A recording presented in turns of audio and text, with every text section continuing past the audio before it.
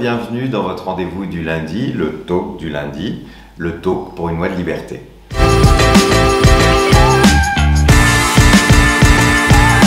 Bien sûr, une pensée très forte pour chacune et chacun d'entre nous dans cette période de confinement qui est une période extrêmement difficile. Mes pensées vont d'abord vers celles et ceux qui vivent actuellement avec la Covid et puis bien sûr pour celles et ceux qui en sont morts, qui en meurent tous les jours. Je l'ai vécu dans ma propre chair puisque ma mère est morte elle-même du Covid, donc une pensée pour chacune et chacun d'entre vous. Comme vous le savez, nous sommes aujourd'hui le 2 novembre, la journée mondiale pour le droit de mourir dans la dignité. C'est l'occasion chaque année de nous rassembler, d'interpeller les pouvoirs publics sur cette question fondamentale d'avoir enfin une loi d'ultime liberté. Les conditions actuelles nous obligent à annuler évidemment toutes les manifestations qui sont prévues dans toute la France. Et je veux saluer tous les délégués qui ont beaucoup travaillé pour organiser cette journée du 2 novembre. C'est 100 rassemblements qu'il devait y avoir cette année. Et puis bien sûr, une pensée pour les habitants d'Île-de-France, nos militants d'Île-de-France, puisque notre grand rassemblement de la République, où de nombreuses personnalités avaient accepté d'être là très symboliquement cette année, doit être annulé. Ça ne nous empêche pas de célébrer ce jour, parce que je crois qu'il est totalement de circonstance d'interpeller aujourd'hui sur les conditions de la fin de vie. Alors d'abord, je vais vous demander, puisqu'aujourd'hui vous n'aurez pas à vous déplacer, écrivez à vos parlementaires. Je crois que c'est fondamental de le faire, c'est l'action du jour, on ne peut pas être dehors, mais au moins écrivez-leur pour leur dire « Nous sommes le 2 novembre, c'est la journée pour le droit de mourir dans la dignité.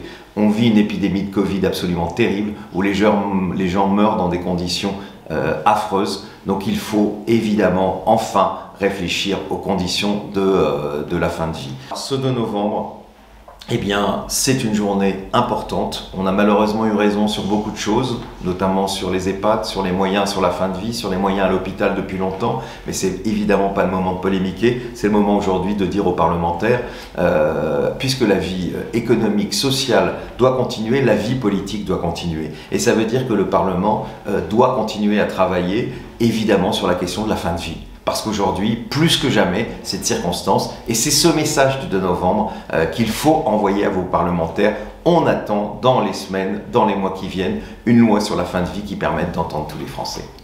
Alors vous savez que dans le cadre de la Covid, un certain nombre de choses ont été assouplies, et tant mieux.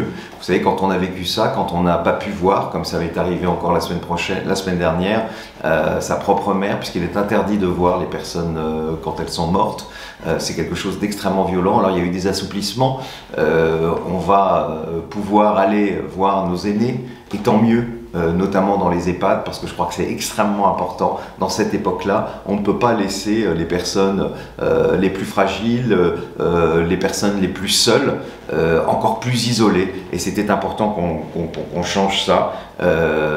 Et ça, c'est plutôt une bonne nouvelle. Par contre, la mauvaise nouvelle, c'est que bon, on nous parle de milliers de lits qui sont créés, mais on ne sait pas où. Et on aimerait quand même avoir un peu plus de précision, parce que quand même, depuis 6 mois, on attend ça avec impatience. Et puis surtout, l'inquiétude que nous formulons à la DMD, je pense qu'on ne peut pas nous reprocher de ne pas interpeller les pouvoirs publics sans arrêt. Mais où sont les soins palliatifs dans cette affaire?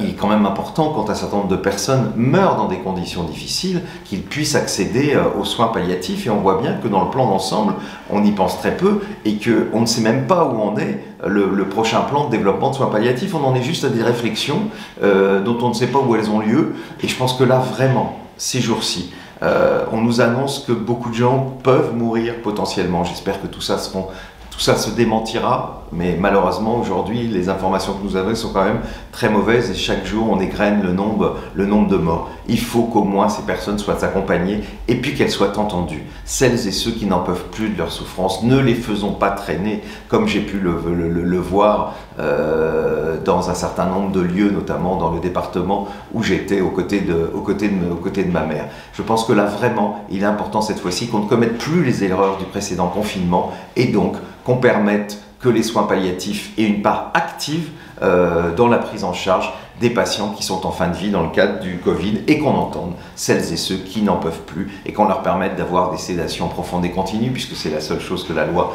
permet aujourd'hui dans les meilleures conditions et pas des sédations qui durent des jours et des nuits et qui sont objet de souffrance pour la personne qui vit cela mais aussi pour celles et ceux qui assistent à cette fin. Alors pour terminer, je voudrais rendre un petit hommage à notre amie Line Renaud, qui est, comme vous le savez, membre de notre comité de parrainage. J'ai eu Line très longuement en plus cette semaine au téléphone. Elle a fait, comme vous le savez, une très belle interview sur TF1 il y a un peu plus de 8 jours, et dans lequel elle parle du droit de mourir dans la dignité. Vous aurez l'occasion dans le prochain journal de voir une très longue interview de Line. Moi, je voulais la remercier parce que Line, qui est aimée par tous les Français, qui est pour moi une amie de très longue date, évidemment, quand Line s'engage, ça apporte beaucoup de choses parce que c'est une femme extrêmement populaire, proche en plus d'Emmanuel et de Brigitte Macron. Je sais qu'elle leur en parle, je sais qu'elle en parle particulièrement à Brigitte Macron, et j'espère qu'elle sera entendue. En tout cas, moi je voulais la remercier d'être à nos côtés. Si vous n'avez pas vu cette interview, vous pouvez la retrouver évidemment sur les réseaux sociaux de la DMD. Et en tout cas, j'embrasse Line qui est en train de terminer le tournage d'un film, et je la remercie d'être aussi présente aux côtés de la DMD pour cette loi de liberté. Et en cette journée de 2 novembre, c'est un symbole fort.